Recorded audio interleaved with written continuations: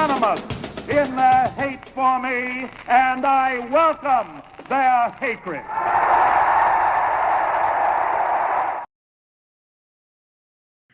All right, I'm here with Seth Varnador from Pod by the Bay and his own Varnador Films. Seth, how are you, man? I'm good. Thanks for having me back. Yeah, it's great to have you. So obviously a crazy week. We've got the big Memphis USF game coming up on Saturday. I wish it was much bigger because it would have been College game day, but Memphis lost last week, which is a heartbreaker. But we'll talk about that in a little bit. Let's talk about the news of the day. We're Florida fans. We cover Florida, and it's Billy Napier's finally gone. Scott Strickland had his last nerve and got rid of him. As a Florida fan, do you take joy in this, or are you more like somber to this? What is your reaction to all of this that just happened last couple of days? Yeah, I don't really take joy in it, because it's one of those things where you just kind of seemed like the logical conclusion after the last couple seasons. It just seemed like this is where it was headed. Really, even after kind of that Arkansas game, like 2 years ago, the black jersey game, it just seemed like this was going to be kind of the logical end to this. That's where Ian fell off too. Like literally, that is the moment when Ian was like, he was done at that point. It's crazy that you were both on the same page. I think it's what a lot of people, and it was in I was writing. I was doing some writing back then, and I just remember thinking after that game, okay, this has got to be the game that sends the signal to him was, all right, I really need to take control of the whole over the top organization. Let somebody else work the offense, right? And so it just never was able to do that. And as somebody who's been in coaching, I understand the want to kind of run a side of the ball, or this is how you kind of came up and this is what you want to do. But at a certain point, you got to just kind of, hey, this is probably better if I delegate some of this stuff because I'm pretty good at this other thing, kind of over the overarching look at the organization. I just was never able to do that. So I think a lot of people, maybe, I don't know, some people are just so over it that it's become personal. But it seems like he was a really good guy. Every time I'd gone to the clinics and like that, seemed like a nice guy, really thoughtful. So you kind of hoped it would work out, but it just, for whatever reason, to me, looking back at the whole tenure, at almost every facet of it, it all looked great on paper. Yeah. Like the recruiting organization, great on paper. Like even, I know a lot of people ridiculed the offensive stuff, but on paper, like conceptually, a lot of stuff looked really good. It just came down to the final execution of things. Like the team looked great on paper coming into this year. Yeah. Just for whatever reason, they couldn't quite execute that last part in all these different areas. And that's what kind of leads up to being under 500 in year 4. So I don't really take joy in it, but it seemed like that's what needed to happen for sure. Yeah, because I mean, like even to the USF game this year, where it was like they had like 3 or 4 plays called back that were. You had 2 touchdowns called back for sure on kind of ticky-tack penalties. Yeah, and it was like in the LSU game, that was like an 80-yard touchdown brought back. Yeah. And it's like, man, it was like they just shot themselves in the foot time after time after time. It was like a never-ending story of this. And I thought that like when he was coming in that it was going to be like, like you said, detail-orientated. He was going to be like specific about things and like make sure things are done well and just like, eliminate stupid penalties. But there was like, I mean, and then like the thing with like the too many men or not enough men on like special teams, like throughout his entire tenure, he just never got that corrected. And it's like, I know other teams did it. Like, it's definitely a thing that other teams do. It's not like it doesn't happen, but like he consistently did it almost like every game. Like people looked out for it to see if it was happening, and it still was happening to the very end, which is insane. Yeah, it's very possible you could have lost that game on a field goal because you weren't able to go for 2 because you put 12 guys on the field. Like it would have been. I'm glad he was able to go out with a win, but it really would have been a perfect capper, like to the whole tenure, to lose a game on a last-second field goal because you couldn't go for 2 because you had too many men on the field, which. Going back and looking, so one thing I wanted to do kind of as this was starting to wind down is all right, I'm going to go back and look and see what I said early when he was hired, what I wrote, just to see kind of what my initial thoughts were, and what kind of, okay, what's the value proposition coming in, and going back and listening. The value proposition for him, it seemed before he was hired, when he was a candidate, was organizational structure, recruiting, all these kind of things. We're going to be, elite organizationally. We're going to recruit. We're going to have, be very detail oriented, not mistake free football, but, not beat ourselves, and then level up the recruiting. And then, all right, we'll have great players and we'll be really good. So, and then you just come in. It's just, it just was never quite there. At times it was, in games it was, but it just never quite got what you were hoping to get. I think the organization got much better and much deeper, but that could just be because they finally spent money on it, Yeah. But that's one thing. He kind of used his leverage to get them to spend money on football a little bit, I think, or more than they had in the past, which I'm sure whoever the next guy is going to have even more leverage. So that'll be interesting to see how that money gets spent. But yeah, just the detail side, the organizational side, again, on paper, very detailed, very organized. Just for whatever reason, maybe because you didn't go in the transfer portal, so you had to play a lot of young players constantly. It just those details didn't quite translate to the field. Yeah, I mean, I know Scott Strickland said at the press conference on Monday that they're going to look to further where they're at right now and try to get that elite coach and get to championship level. And I think that is where I've been at the last couple of days. The talent is there. Billy did a great job recruiting. There is offensively, there's weapons all over the place. And there's still guys that have plenty of eligibility left. So they're going to be there for at least a year or two. And then defensively, there's enough pieces there to make the defense work. And it's the facilities are great. It seems like the NIL stuff, the infrastructure there is finally on a firm ground.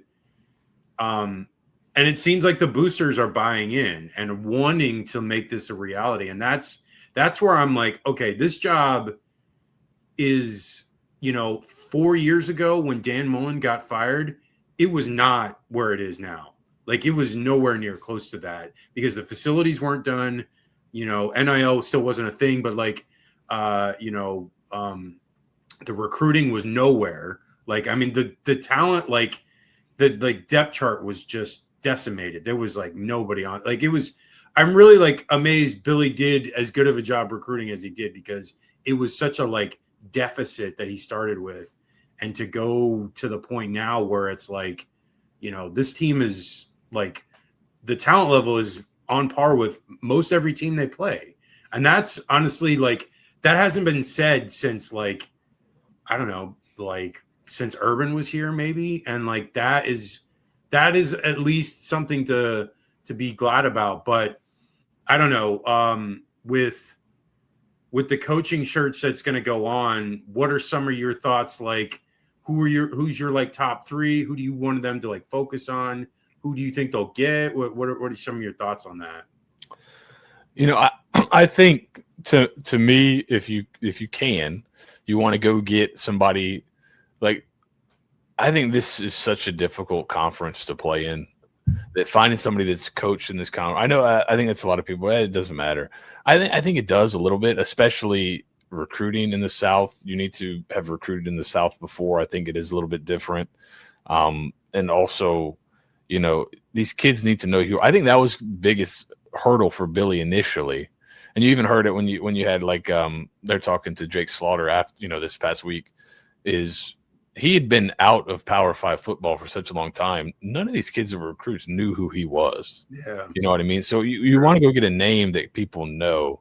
Okay, this guy's been recruiting me, or I know this guy. I can kind of put a product out there that I've seen before. Jake Slaughter said this week, I didn't know who Billy Napier was, and he didn't. He kind of said he didn't know who I was either. But that's kind of the reality of it. Is when you go hire a lower level coach, you're not really recruiting from the same pool, so it makes it a little bit more difficult, I think, to build that initial roster. I think Lane Kiffin is the popular name, and he's what I think. Another thing that I think is super important that he's done is you see a lot of hot coaching names, and they've only had. You got to do it across multiple quarterbacks. Yeah. I think a lot of times you'll see a guy, his name get really hot in coaching, and then you look and it's like, oh, he had like the greatest quarterback in school history for a 3-year run. That's why they were so good. You know, I think Willie Taggart's a pretty good example, right? He had Jimbo Quentin Fisher. Flowers, parlayed that into Oregon where he had Justin Herbert, and then he parlayed that into FSU, and then, oh, well, I don't have either of those guys anymore. He had Jimbo, had Jameis, parlayed it into big. So what makes Lane so interesting to me is he's had success across multiple quarterbacks, multiple kinds of quarterbacks, and he's always had really good offenses. So I think, and then obviously he took a Ole Miss program that was not, was probably bottom 25% in the SEC, especially when he took over. They were pretty bad and kind of instantly made them competitive. They didn't win a bunch of games, but they were pretty competitive. You remember they were really pesky to that Florida team in 2020, scored a bunch of points on that Alabama team in 2020, his first year.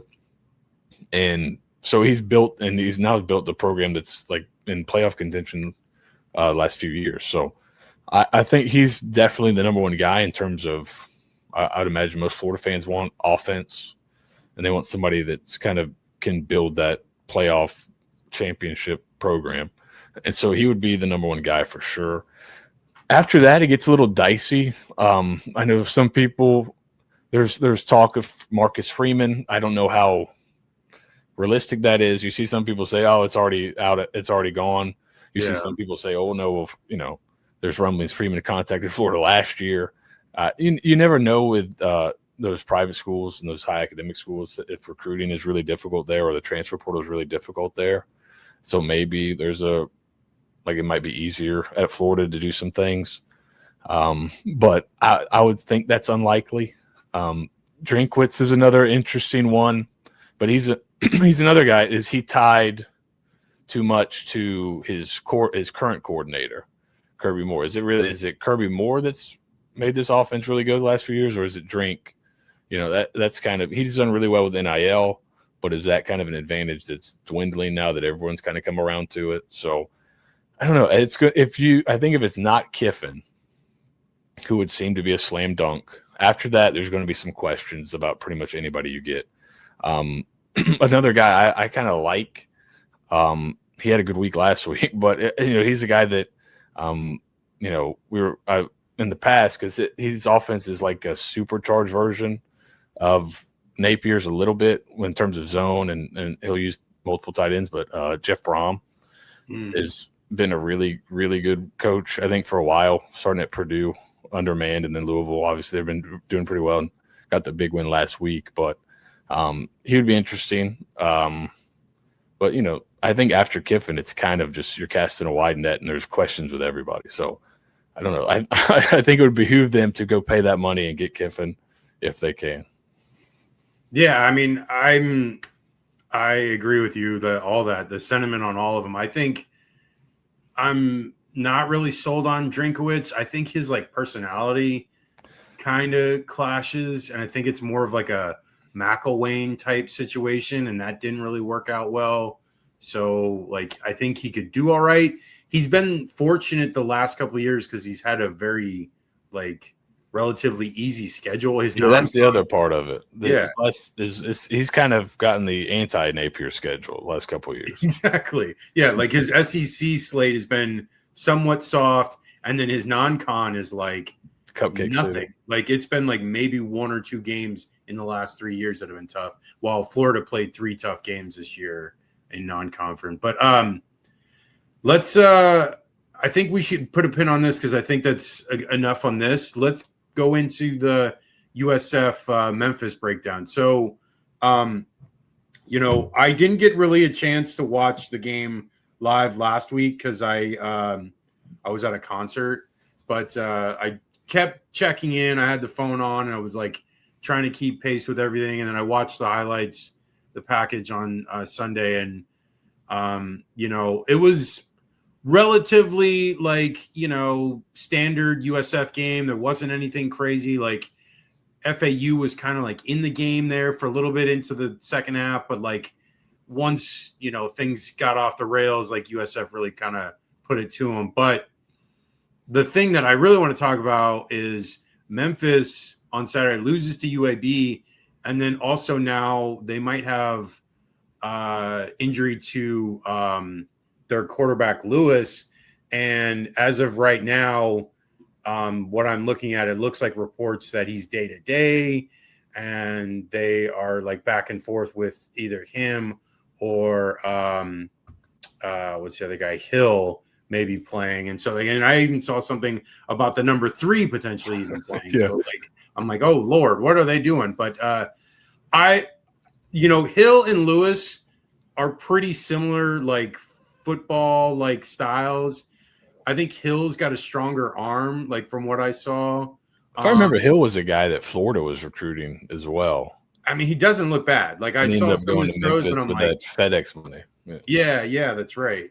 And like he's probably not as fast as Lewis, but he's still like athletic. But both of them pose problems in the the RPO game.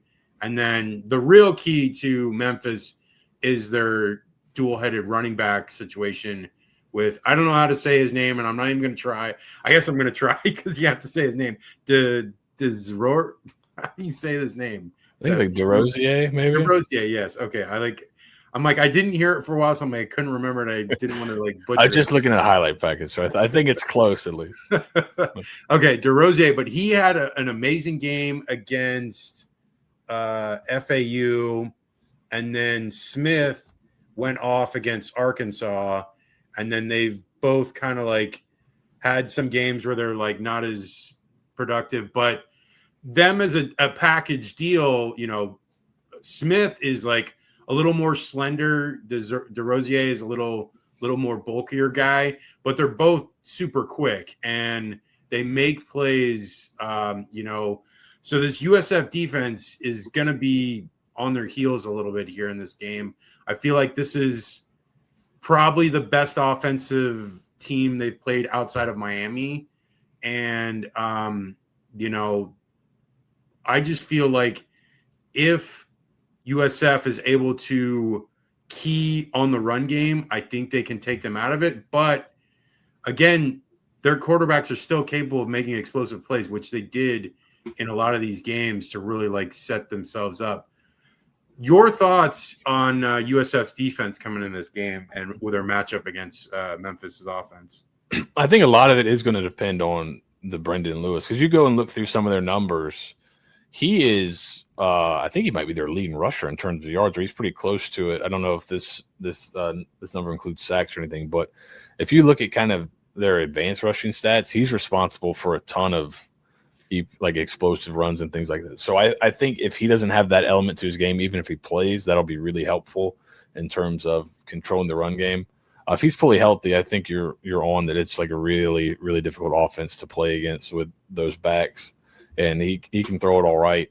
But if that element is out, I think that makes things a lot easier. He has thrown some interceptions this year, hasn't been super clean. So, I think it really depends on his health.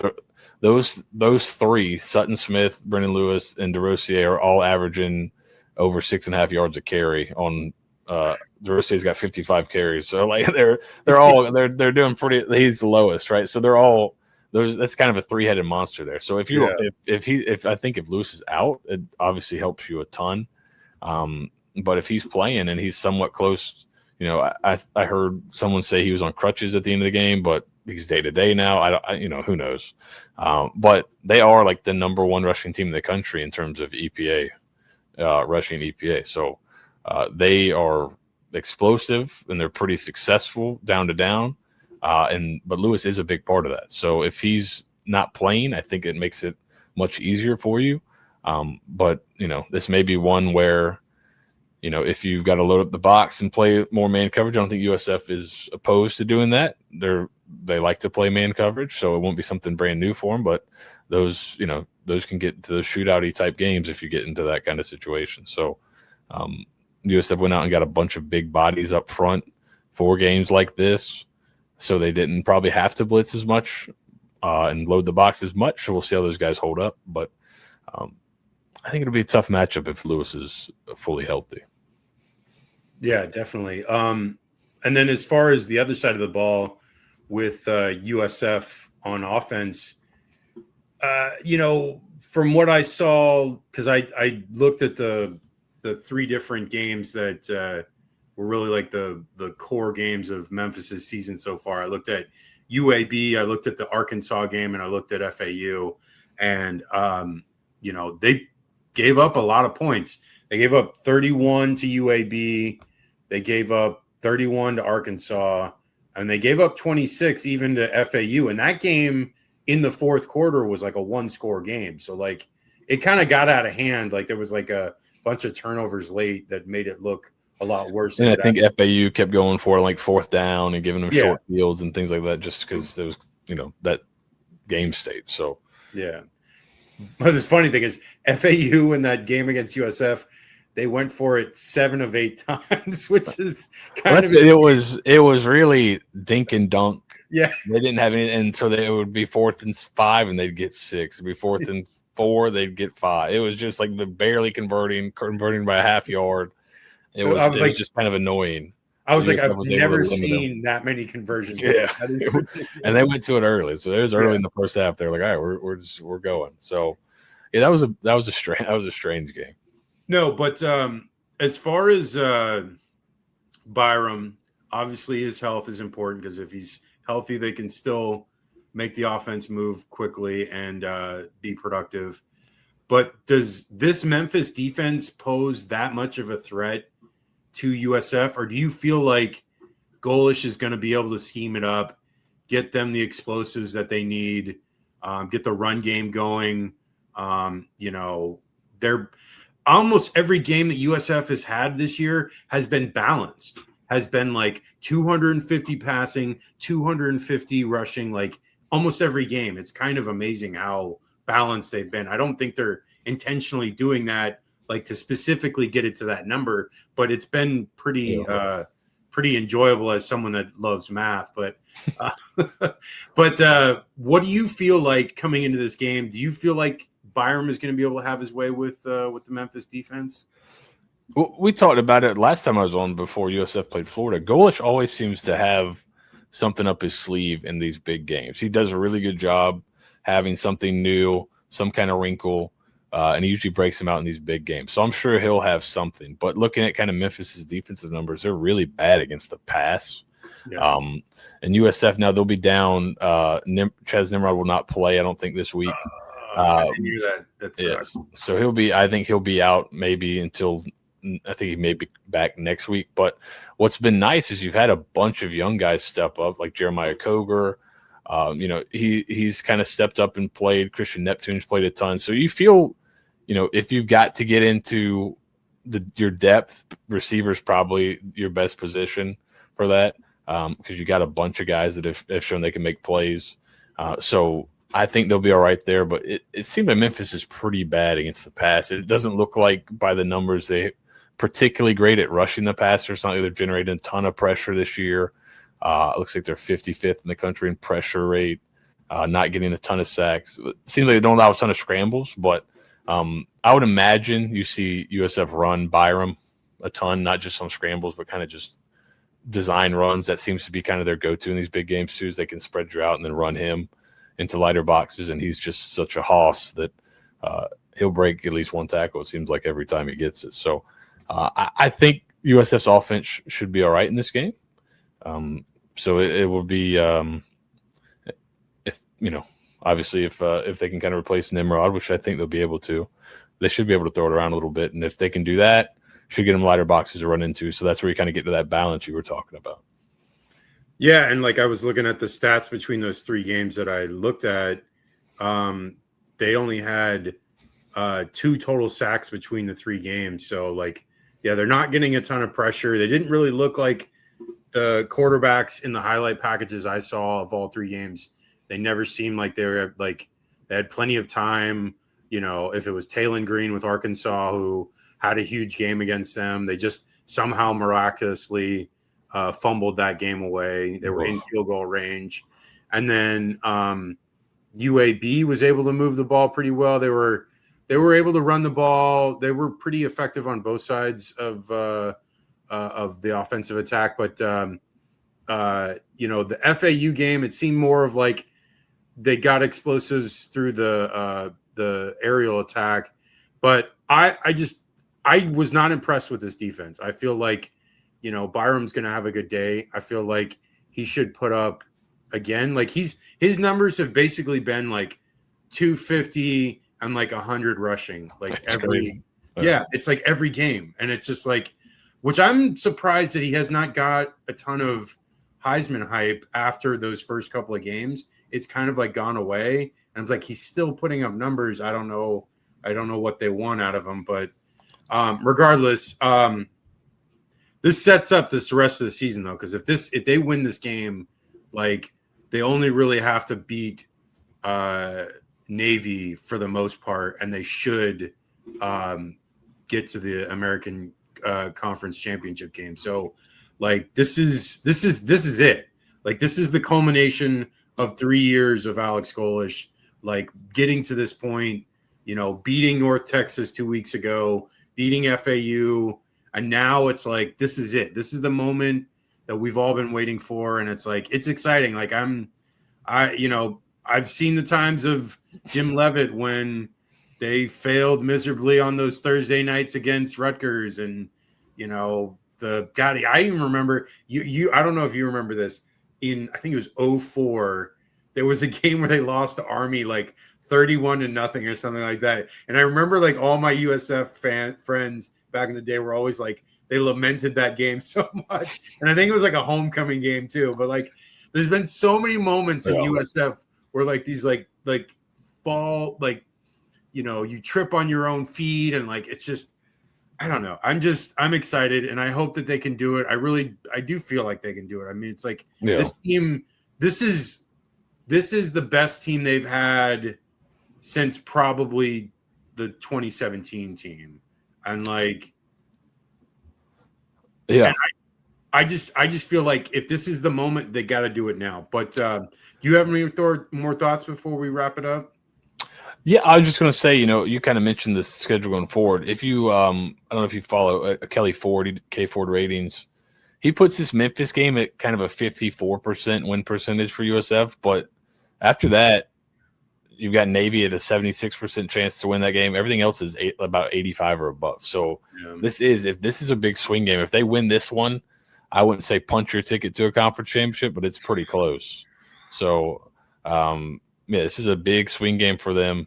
And they went from being a underdog last week to now they're, I think they're 5.5 point favorite now. They were 3.5 point underdog last week. So, hopefully you got a look ahead line last week if you want to bet USF. But it seems like it's moving in the positive direction. So this is a big swing game. If they can get this one, I think you start thinking playoffs. God, that's crazy. I mean, like, and it's like, I know the chances are if they go into a playoff game, it's going to be on the road, and it's going to be a tough environment, and they're going to play like, I don't know, play at Oregon, at Georgia. Oh man, I mean, talk about cool, right? Like on one of these big I mean, that's what you dream about right there. Going first round playoff game on the road, one of these college football cathedrals. If it happens, nice. If it happens, I'm going. Like I'm like not even like thinking twice about it. Like I'm buying the ticket. I don't really care. Yeah, we're keeping some powder dry at the Bay Area Examiner just in case. We're like we're holding some money back here just in case we need to make a big travel, because there's not going to be many guys opting out of that trip. So no, not at all, man. But Seth, great talking to you. Definitely come back. I love chopping it up about Florida and USF. But again, thank you again, man. Hey, anytime. Thanks.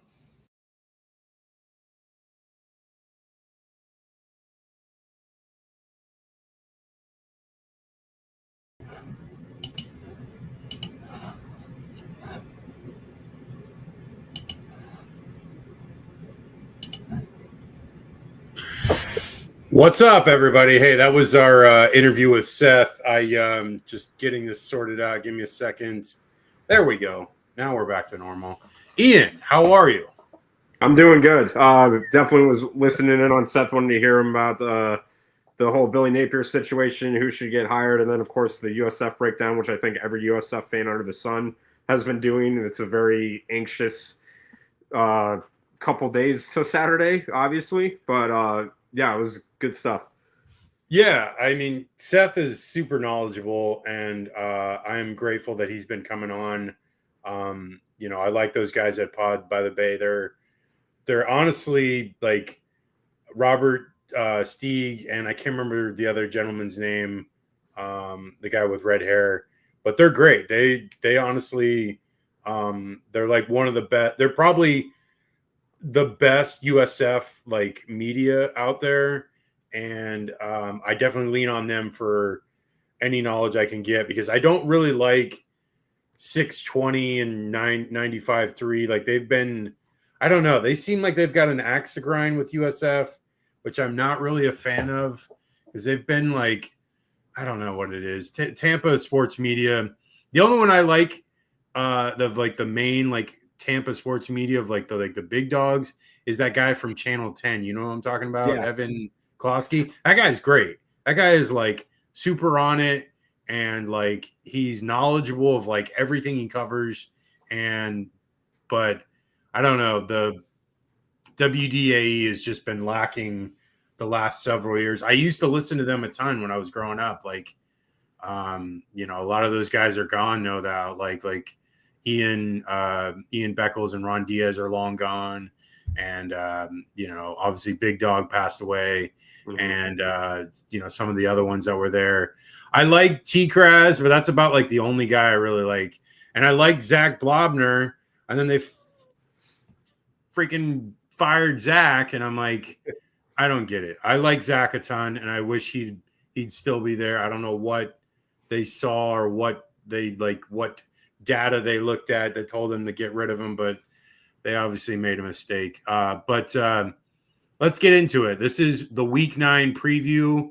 My name is Chris McLean. I'm with my co-host Ian Gibson. So let's jump into it. So we got, honestly, Ian, I was looking at the slate. It's not that big of a slate this week. There were not a ton of good games. I was like, okay, this is kind of weird. We're like close to 2/3 of the way done, and some of these games are kind of, even the ones I have on this list aren't that great. Outside of like 4 games, really. But let's jump into it. So we got the first game. We got UCLA. So we cover 4 teams. We cover UCLA. We cover USC because I'm in LA. And then we also cover Florida and USF because me and Ian are fans of both those schools, and we went to USF. So let's get into it. All right. UCLA in this game, coming off a 3-game win streak where they beat Penn State 42-37, beat Michigan State, but that I'm ignoring that because Michigan State is not very good. But they beat a decent Maryland team 20-17. The thing that stands out to me in that game was Nico did not have a good game. I think if they have any chance at all in this game, because he had 2 picks in the Maryland game, if they're going to have a chance, like just like a glimmer of hope in this game, because Indiana is so good, and we'll get into them in a second. But if they want any chance, Nico is going to have like his best game that he ever had at Tennessee, that he's ever had at UCLA. It's got to be like fire in a bottle. Like it's got to be perfect. And I think he's capable. I like Neuheisel as the play caller. I feel like they can score some points. They've been doing quite well the last 3 weeks. This is their biggest test by far. Like it's not even close. Like this is like right now, this is essentially the juggernaut of college football right now is Indiana. And it's weird to say that. Yeah. Honestly, it is. And I know we talk about this all the time since Indiana's got good, but it is a reality because Cignetti is the real deal. But no, I feel like if he has a good game, they have a shot. But I don't feel like they're going to win this game. I feel like the Hoosiers are going to win. And I think they're probably going to win by like 10 points. And I hate that because I wish UCLA could really push them. But I think Indiana is going to kind of be in control most of the game. And then like the fourth quarter, they're probably up like 17 and maybe like UCLA scores a late one. And I'm sorry, Richard. I know I've been a huge UCLA honk all year, but I'm just not a believer in this game. So I'm going to say like Indiana wins like 30-20. What do you got, Ian? I think the key in this game too will be for UCLA how well they can run the ball right now, because Amaliava has been having to do everything, and they need support from their running backs. And we've seen it, especially in the Penn State game. We've seen glimpses of it. But against this Indiana defense, which I know is kind of similar to Texas Tech, a lot of people rave about how good the offense has been, and rightfully so. Indiana has the most, prettiest offense that we've seen in the country right now. But they're still just as good defensively. You want any questions about that, ask Oregon, ask Illinois about how good that defense can be in shutting them down. And that's going to be the thing for UCLA too. All the teams that they've played on their winning streak are in like the middle to back half. Like Michigan State has the worst defense in the Big Ten per stats. So Indiana's like third, I believe, last time I checked, or fourth in the Big Ten in overall defense. So I feel like Indiana, they're going to like obviously just tell Amaliava, it's you against the world again. And this time, I don't think there's enough that he has to overcome this Indiana team. Of course, there's always the hope that Indiana pulls a Penn State and kind of just sleeps on them. But Signetti has stated that we're focused on this team. They're technically 3-0 is what they're rating them. So I seriously doubt they're going to lose concentration and kind of sleepwalk in this one. And I think UCLA is going to do everything they can, but I think Indiana runs away in the end. I'm going to go with a 37-20 win for the Hoosiers. Yeah, and I think one of the other keys I have in my notes is, again, with Nico, the last two like really like games that stand out for Indiana were the Iowa game and the Oregon game that they won both those games.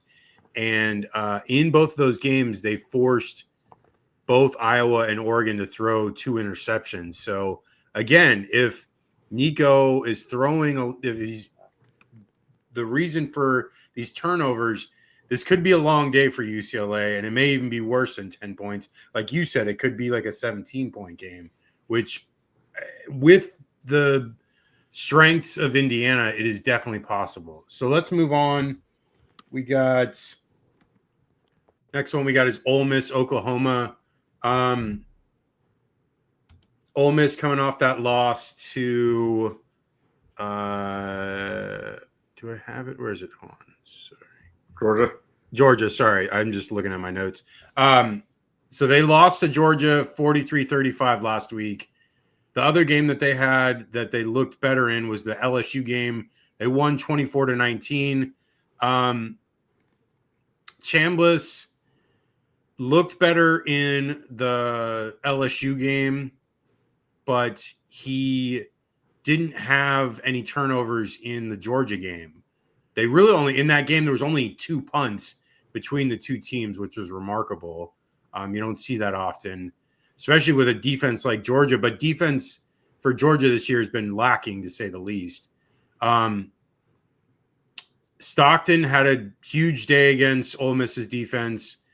And conversely, Nussmeier kind of struggled against Ole Miss. So maybe in this game, what needs to happen, because if you look at the other side on Oklahoma, Mateer against Michigan had a great game and then struggled in the Texas game and they lost. So if they can get to Mateer, if they can limit him, obviously that's like kind of like a very basic rudimentary analysis, but it's telling because Mateer is the engine that propels the Oklahoma offense. If he's not up to snuff in this game, like he wasn't in Texas in the Red River rivalry, he had 3 interceptions. If he has multiple interceptions again, I know this is like a simplistic thing, but it's pointing out the analysis here. Like literally, if you don't see these trends and like things in these games, it's like, this is what I'm doing. I'm researching these things and looking at why these teams are losing, why, the defenses are just playing them better. And like, if Ole Miss is not up to snuff, they're going to get burnt like they did against Stockton, which I feel like can happen. The game's in Oklahoma. It's in Norman. I feel like Mateer got better last week. It was an easier opponent, so it was a little bit easier for them to like ease into that game. South Carolina's kind of wounded right now. I like Oklahoma in this one. I think Mateer has a decent game, like 250 yards, maybe like 50 rushing. And their defense is – that's the other thing is like Oklahoma's defense is very stout. They held Texas to 17 or 16 offensive points. They had that punt return for a touchdown. Mm-hmm. So the defense held Michigan to 13. Like they held South Carolina to 7. Like they're a dominant defense and they get a ton of sacks. They had like 10 or 11 sacks against Auburn. So like they're going to get to Chambliss. Like there's no doubt in my mind. This is going to be a long day for Chambliss, but it really hinders on Mateer's play. If Mateer has a good game, I feel like Oklahoma should dominate this game and not necessarily dominate, but they should win. And I think they should win by at least like, I don't know, 8 or 9 points. I'm going to go with Oklahoma winning like 29 to like 22. What do you got? So doing the homework on this game, I noted that obviously Oklahoma is still ranked 13th in the country. And I thought about it and I was like, look, we've had a lot of talk, especially with Lane, as Gator fans, ranked wins and how often they've come. For the Ole Miss program, they have not had a ranked road win since 2023 against Tulane. And if you want to go even more specific, they have not had a top 10 win against any team since 2016 on the road against Texas A&M. So there's a lot of like history against Ole Miss playing ranked teams on the road. They just somehow, in the SEC, they just somehow don't get the job done. But in this game here, I agree with you. I think Oklahoma's defense can do enough to stop Ole Miss's offense, but I'm really wondering, can Oklahoma's offense produce, get enough points on the board? And the other thing is that Ole Miss, like I said, after the Arkansas game, the defense has gotten a lot better since then. They held Tulane to 10 points. They held LSU, and then when it got scary with Washington State, the offense, just decided to be MIA. The defense came up and got enough stops. And then obviously, then Georgia happened. But it's tough. I feel like in this one, Oklahoma can, if the defense can get enough stops, but again, with Chambliss, he's able to move around in the pocket and also the rushing attack, if it starts clicking again, can, really make life hard for Oklahoma. It's kind of similar to what Texas was doing in that second half. The run game was getting to 4 to 5 yards per carry. And if Ole Miss can do that, which they very well can with running backs like Lacey, I think they can do it. I'm going to take Ole Miss in this one in a very close one. I like Oklahoma's defense, but I'm not sure they're going to have enough points compared to Ole Miss's offense to get enough points on the board. So I'm going to go Ole Miss winning a close one. I'm going to go with a 27-23 win for the Rebels. Yeah, and I feel like it's not going to be a blowout either way. I feel like both of these teams are evenly matched. They're potential playoff teams, and this is kind of like a playoff eliminator, essentially, because at this point, if both of them, whoever the loser is, they'll have 2 losses. It's going to be very difficult to try to get into the playoff with that situation. But who knows? There's still a long season. We still have, this is week 9. We still have 5 weeks after this. So, there's a lot to go down. Okay. Next game we have is Virginia UNC. I mean, I don't know too much about this UNC team outside of the fact that they've gotten smoked in quite a few games. So I really haven't paid too much attention to them. I have watched UVA. I did a lot of review on them before the Florida State game, and I picked that UVA to win in that game, and then watched the Louisville highlight package, and they actually did not play very well in that game and were lucky to win it. It was really those defensive scores to keep them in that game. and they forced overtime. They did what they needed to once they got to overtime, but like they were really kind of, farting around there. They only had 237 yards to Louisville's 383. So they were kind of outmatched, but because of those 2 turnovers, it really was the difference in the game. You need Chandler Morris to have a good game against North Carolina, but I don't think North Carolina is good enough. Like they have struggled in like all their big time matchups, TCU, Cal, Clemson. They just don't look good enough this year. Belichick doesn't look like a good coach college wise. I don't know what's going to go on. Like, you got boosters and reports saying that he's getting fired and whatnot, or they're like getting rid of him and they're, having talks about what's going on. And I don't know. Like we talked about it before. We knew this was going to be a bad situation. Like this was not going to work out. And I feel like this is just another step in that direction. I think UVA is just a better team.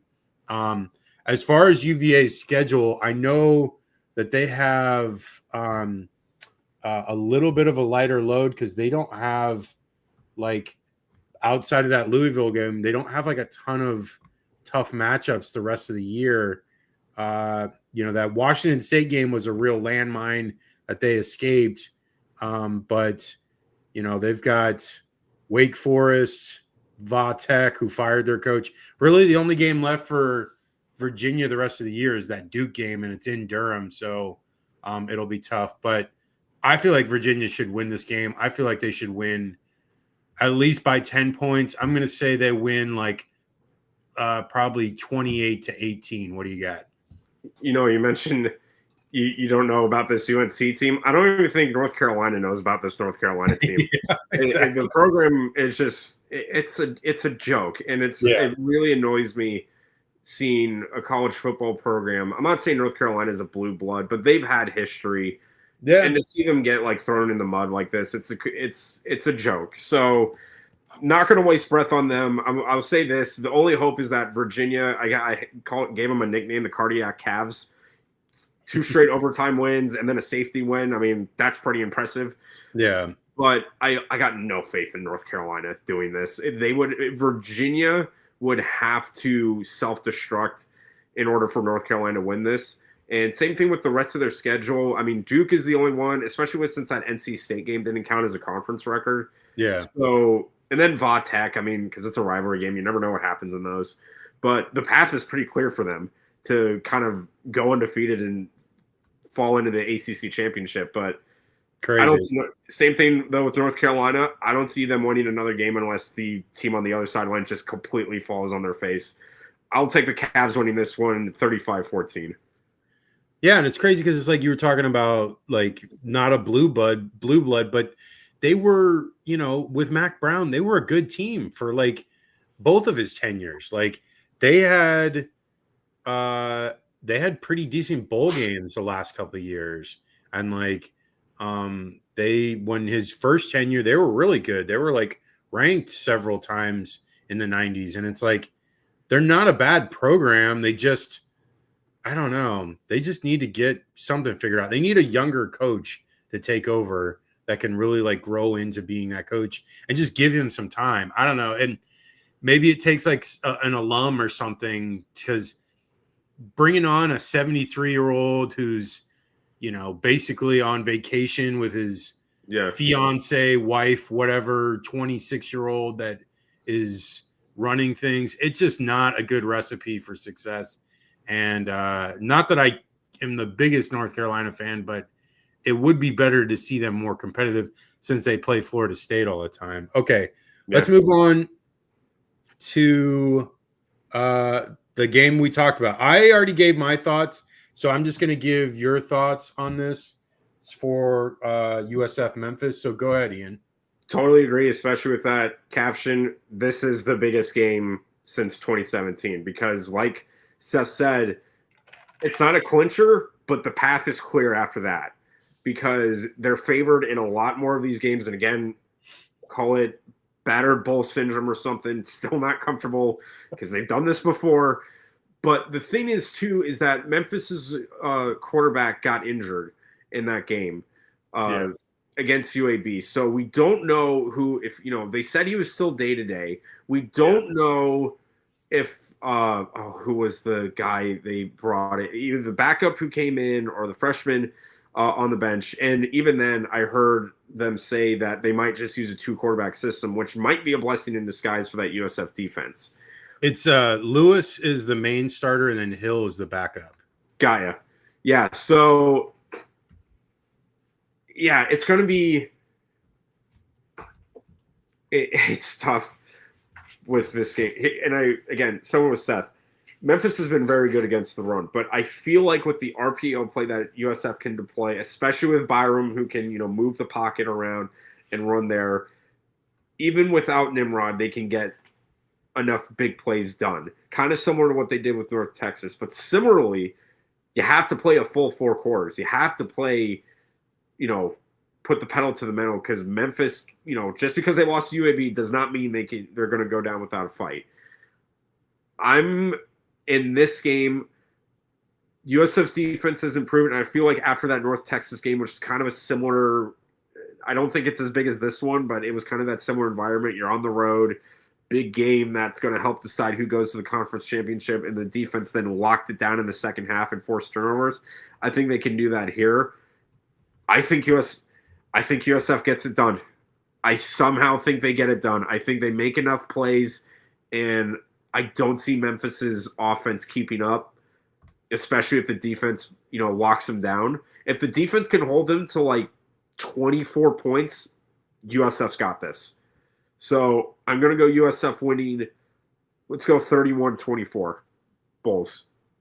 Yeah, and I didn't give a prediction when we were talking with Seth, so I'm probably along the same lines. I think like I said in the interview, I don't feel like Memphis's defense is strong enough to stop Byram. I think Byram's going to be able to do pretty much everything he's been doing all year, and really only Miami stopped him all year for the most part, and in Florida too. But I feel like, if they can make plays on offense and do enough on defense, I don't think they have to completely shut out Memphis and prevent them from doing stuff. I think if they're just, playing complementary football, making enough stops to get Byram in position to score, I think that works out. And if they just stay ahead of schedule and they're leading most of this game, I think they can control that. They've done a really good job of being in the lead almost every game they've played outside of Florida and Miami. So I feel like they can get the lead in this and they can win it. So I'm going to go USF winning 34 to 26. All right. And that would be great, because that would mean that USF is in the driver's seat for the American Conference Championship, which, ooh boy. Let me tell you. Yeah. Let me tell you. I'm hard pressed is should I go to the American Conference Championship game if it's in Tampa, or should I wait potentially to go to the playoff game that they go to? And I can't afford both. If I'm going to do one, it's going to be either one of those. It's one. We'll talk after the show. There might be some strings. I'll let you know. Let's get through Memphis first before we exactly. Let's not talk about this. Let's figure this out. Let's just let it happen. Okay.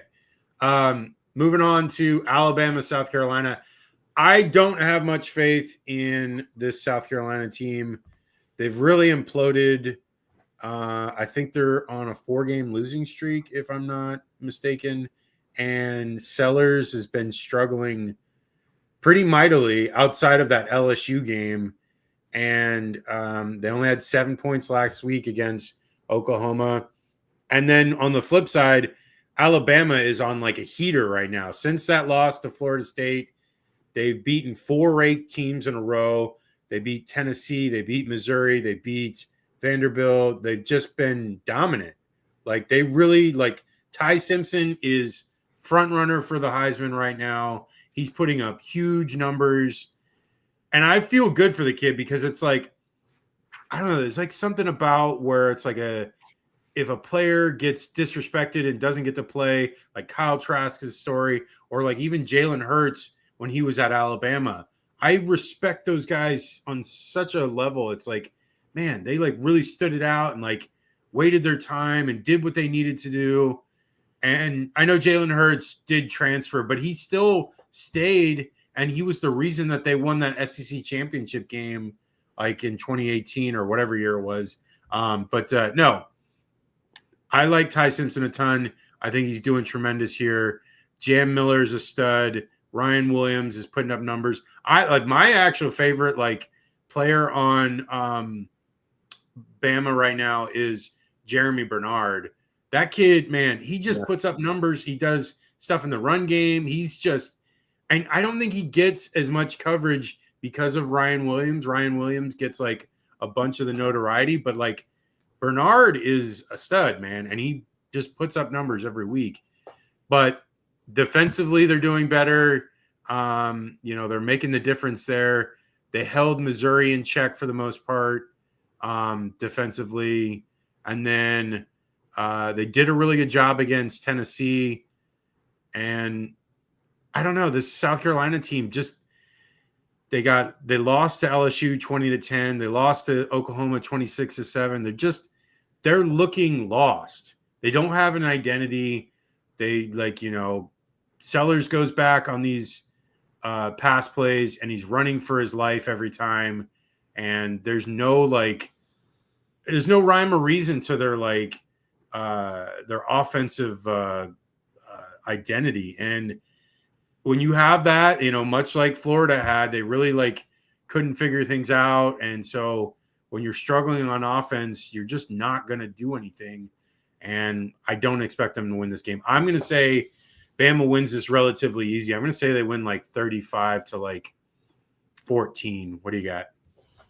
So somehow, some way, if you look at the stats, offensive leaders in total production in the SEC, South Carolina is in last place behind Kentucky, Florida, offenses that have not looked good at all. They're in last place. Rough. So, I just don't see the offense for South Carolina getting enough points compared to what Bama's, going to do. And it might just come down to Bama can out-athlete South Carolina. So I'm going to take the Bama winning this one, and I think they run away with it. I'm going to go with a 38-17 win for the Tide. Okay, moving on to Missouri Vanderbilt. College game day is here. It's so topsy-turvy this year because it's you got Indiana doing well, you got Vanderbilt doing well, and, who would have thought 10 years ago if you'd have said both between those two teams 7 games into the year, there's one loss between them and several top 10 wins between them as well. And it's I don't think anyone would have believed it. I know we keep talking about this, but it is refreshing. I like Clark Lee as a coach. The guy is just, man, you have to find, as these schools that are trying to make something of their programs, you have to find an alum that will not leave. Clark Lee is from Nashville, grew up a Vanderbilt fan before he played for them, and then came back. He is he's basically Steve Spurrier essentially. And that goes a long way to building relationships and dealing with the alumni and the boosters and getting facilities built. I mean, the stadium is looking a lot better. Yeah. What they've done looks like night and day from how bad it was. I mean, I used to play the video game in 04, 05, and that stadium was terrible. And now it looks like a legitimate, cool stadium. And, let's get into the game though. So Missouri, I feel after they beat Auburn, barely beating Auburn 23-17, Perbula had a bunch of interceptions, and he had a bunch of interceptions in the Bama game. He cannot keep that only plays into Vandy's hand, giving them short fields for Pavia to do his magic. Pavia doesn't put up huge numbers, but he does put up good enough numbers to make a difference, especially in that LSU game. They kind of got beat pretty significantly against Bama. They were still in it for most of the way through, but I don't know. I like Vandy in this game. I haven't been the hugest fan of Missouri because I felt like their schedule was so soft. Vandy, on the other hand, has not had a soft schedule. They've played a pretty tough road so far, and I feel like they're the better team. And I feel like Vandy's going to win this one, and I'm going to say it's going to be close. I'm going to say like a 27-24 game. What do you got, Ian? I remember I should have posted it on the Twitter.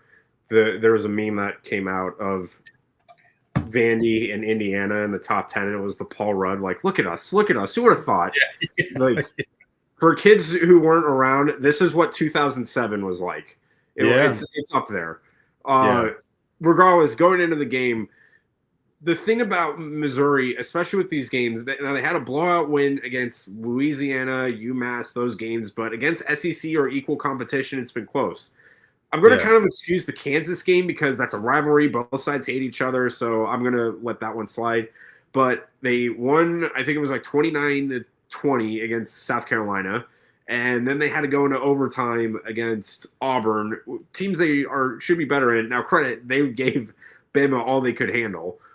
But for Vandy, they have really just found a way, minus the Alabama game, to just kind of put enough distance and put the game away early. And I feel like with that, that's where Vanderbilt has the advantage, especially in the ground game. If they control the time of possession, Missouri's not going to have the ball on enough to answer. So I think that's going to be what happens. Vanderbilt wins the time of possession and has like an average yard carry of like 5-6 yards. And I think Vandy gets it done. I'm going to go with a 27-20 win for the Commodores. Nice. Okay. Moving on to BYU, Iowa State. Iowa State's really fallen off. They beat Arizona 39-14. They lost to Cincinnati 38-30, and then they lost last week to Colorado. Becht is a solid quarterback. He's definitely, very experienced, and he puts up decent numbers. They did well against Fafita in that Arizona game, but in the game against Cincinnati, they Sorsby didn't run wild on them, but Pryor for Cincinnati had a huge game, and then another running back, Walker, had 89 yards. So they put up a huge rushing total, Cincinnati did, against Iowa State. So you can run the ball against them. And BYU is a pretty efficient offense. They're not huge numbers, but they're effective. Like I've always said, they're very good at the details of football, and so that they can do the little things to make the difference in their games. And they're very sound. They don't make many mistakes. But I will say Bear Bachmeier struggled in that Arizona game. He had 2 picks. But in the Utah game, he did not have a pick. And that game was close. Utah was able to run the ball quite well. And, again, I feel like with this BYU team, they've got something going here. The defense is strong enough. I think they've got enough offensive output to make up. They don't have to score a ton of points because their defense can keep them in games. So I'm going to say BYU wins 23-16. What do you got? So I'm trying not to. This has trap written all over it because Iowa State is not a bad team still. They have had bad games. Yeah, exactly. And they've lost 2 bad. I mean, were getting run out the door against Cincinnati, and then they lost one they shouldn't have in Colorado. But now they come home, and now BYU, after a really big win against their hated rival in the Holy War, they win the Holy War against Utah. But similar to last year, They had everything in front of them in the Big 12, and then they lost to Kansas and then got blown out by Iowa State. This is where it's going to be key, is minimizing turnovers, which is what killed them last year, both against Iowa State and Kansas. I feel like Iowa State, they have a game plan with every team, and if they run it effectively where they know, BYU is going to be committed to the run, they're going to be trying to, maybe some RPO plays. So if they play keep away a bit, and if the defense is forcing, but not saying Bachmeier can't throw, but if they force it to where it's like 3rd and 1 situations, Iowa State's got them right where they want them. They have to stop the run game. Man. And I'm going to take BYU in this one. But fool me once, shame on you. Fool me twice, shame on me. Because I'm literally getting, flashbacks to last year. Because once they beat Utah in that, kerfuffle of a game, because it always is with the Holy War, then they lost to Kansas right after everybody was like, oh, they beat Utah. Now, the path is clear for the Big 12 championship. And then they lost 2 in a row. But I'm going to take them in this one because BYU's defense has really stepped up, and I like that. And I don't think Iowa State has the offense to overcome that. I think the Cougars get it done. I'm going to go with a low-scoring affair. I'm going to go with a 24-20 win for BYU.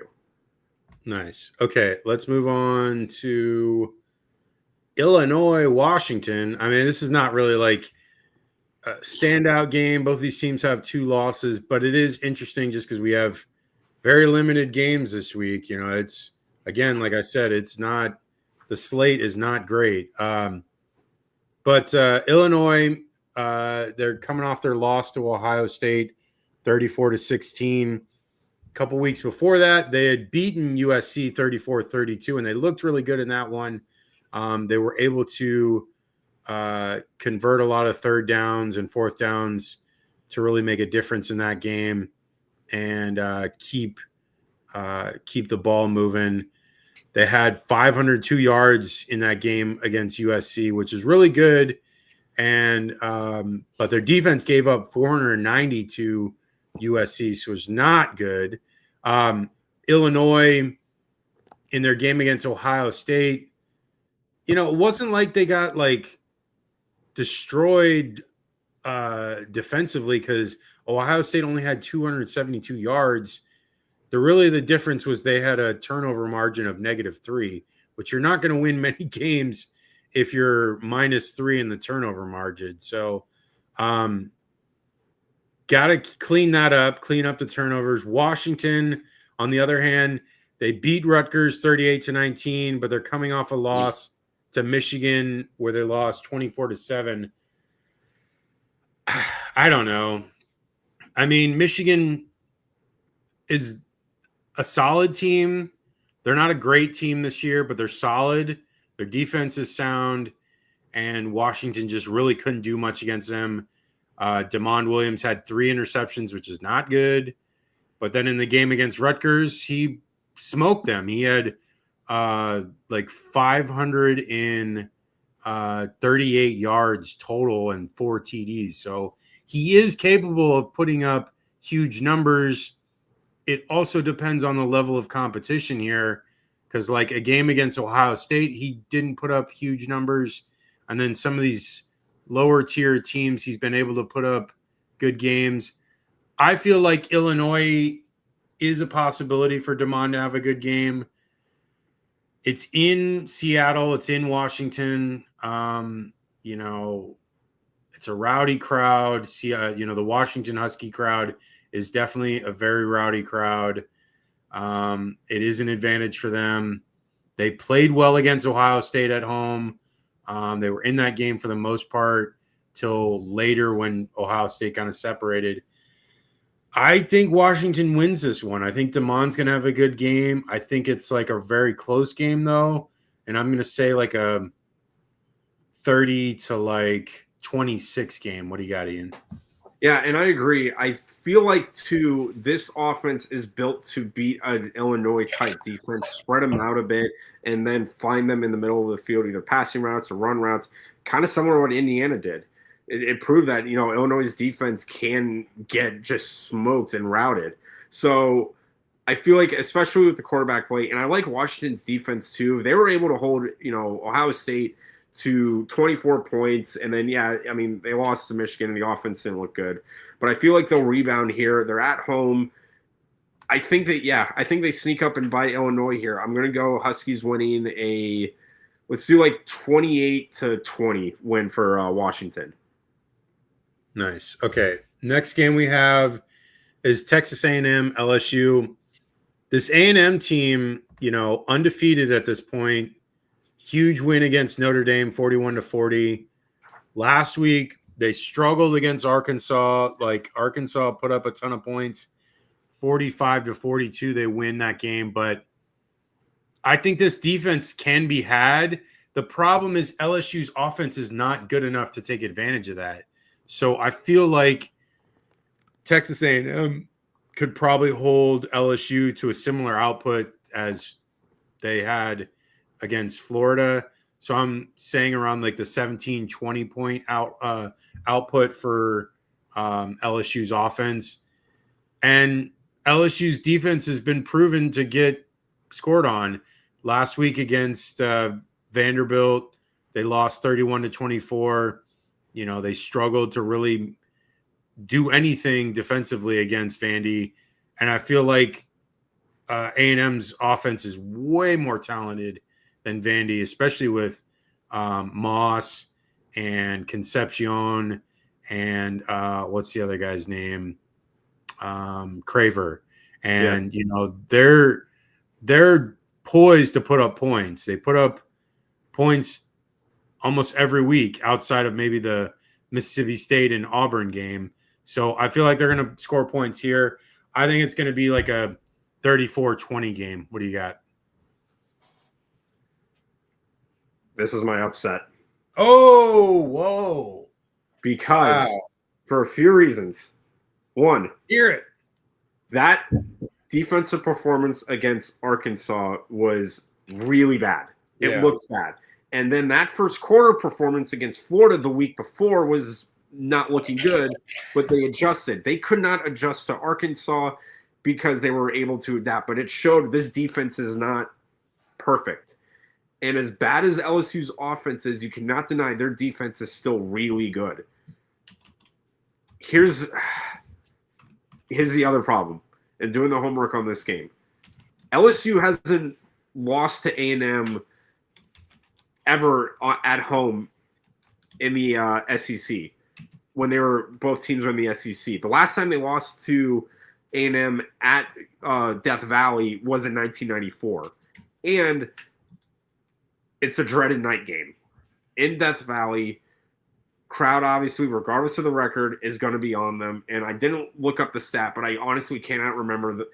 I honestly think it might have been 2009 or something like that, the last time a team not named Bama won a night game in Death Valley, and that was the Florida Gators. Florida Gators, yeah.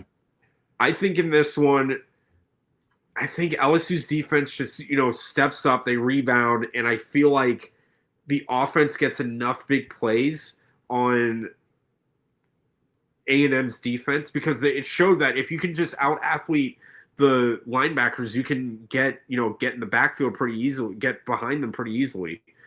So I'm going to take LSU in an upset. I think they get it done, and I'm going to go with a 30-26 win for the Tigers. All right. This is going to be posted. This will be the one on TikTok. So I have no problem being wrong on this one. Trust me, nothing makes me happier than laughing. You'll take the heat because it seems like I'm taking most of the heat most of the time on these. So I'm going to let you take the heat, and I will respond. But I'm going to be like, I'm going to clarify. This was Ian's pick, not my pick. Even if I'm wrong, I win because I get to laugh at Brian Kelly again. Yeah, true. Okay. This thing didn't do it. Okay. Next game we have is Colorado, Utah. It's in Salt Lake City. Utah is just the better team. Like Colorado, they beat Iowa State last week, and good for them. But Dampier is just going to run all over them. Like that. What that system is does. Like their run first system is meant to take advantage of lesser talented teams. And that Colorado team is not as talented as the Utah team. The offensive line is super stout, and they just run all over people. And I don't love Dampier in the offensive aerial attack, but he still makes plays with his legs, and he does enough in the passing attack to keep them honest for the run game, and so they can't load the box. So, I expect, Utah to win probably by like 20 points. I'm going to go like 38 to like 17. What do you got? Yeah, and I just don't like this defense going up against Colorado's defense going up against this offense. And even more so, Colorado's offense hasn't really been that good looking, especially against Big 12 competition. I just see Utah just looking like the better team. If I remember correctly, like Colorado hasn't won in Salt Lake City since like they first joined the Pac-12 in like 2011 or something like that. So it's been a while. So I think they get it done. I'm gonna go with Utah runs away with like a 38-20 win for the Utes. Okay, I'm gonna let you do it. G5 Gibson with his G5 game of the week. So obviously UNLV and Boise State have kind of taken center stage in the Mountain West, but San Diego State and Fresno State aren't too far behind here. And I think the key in this game is for San Diego State, they actually have, one of the reasons I picked this game is that they have the like top 10 defense in the country. It's just been the offense that has really let them down in some of these games. But right now, they are one of the last teams that are still undefeated. Credit, they've only played 2 conference games, but they're 2-0 in conference play. And this is going to be one of their toughest tests moving forward. So there's very good chance that if San Diego State wins this game, it's going to be Boise State and them in the Mountain West championship. Meanwhile, for Fresno State in this game, defensively, they've looked pretty good too, but I think it's a matter of how well the offenses respond to these. I feel like San Diego State's defense can get the Bulldogs stopped on more occasions than Fresno State can. So I think the Aztecs get it done. I'm going to go with let's do like a 28-23 win. I think they get enough scores late that San Diego State puts away, and it might come down to like a couple drives that get stalled for Fresno State. Also, shout out to San Diego State, still having some of the best helmets in all of college football. Yeah, and an amazing stadium. I know you probably have never been out there, but like it's only a couple years old, and I was out there like 2 years ago, and it's just a stellar stadium, just state of the art. Just they made it extremely like the way it's designed. There's like an outdoor bar area that like looks over the field, and there's like a DJ in the student section, and it's just they knocked it out of the park with that one. They really did. It's not even that big. It's only like it's about the same size as USF's gonna be, and so it's like that's why I was like I did like a little video and like sent it out when it did, and like I was like, man, this is what USF needs to do, like this exact type of environment, and they're doing that. They're the bar that USF is creating is going to be the longest bar in Florida. So they definitely knew what they were doing. But as far as my pick for this game, I'm just going to go opposite you because like I don't know a ton about either of these two schools, but just looking at Fresno State's schedule and some of their wins, they lost to Kansas and they lost to another loss. Let me see where it is. They lost to but they lost to Colorado State. That's what it was. But they did beat Nevada and they beat Hawaii and they beat Oregon State. Oregon State's kind of terrible this year, but I don't know. I feel like Fresno just seems like they could do it here. I don't know a ton between the two of them, but I'm just going to throw it out there to be opposite you. So I'm going to say Fresno State wins like, I don't know, 28 to like 20. Okay. That is the show, everyone. Enjoy these games on Saturday. You can reach us at haterradio.com. I finally have another article. I did one. So I've got that there for you guys to look at. It's about Billy Napier's firing and a little look into what we can expect going forward. And then, Ian, are you able to do, I'm throwing you on the spot, are you able to do a Memphis USF article for Friday by chance? I can try. Well, don't worry. Don't worry. If you can't, it's all right. We won't do it. So we're not going to do that article. But what I can have you do, write, if they, whatever happens in the game, write an article for me on Sunday. So I can do that. Yeah. So we'll have a recap of the game on Sunday. And then, yeah, that's it. So find us on socials for type in Hater Radio, comes right up. Ian's, what's your social again?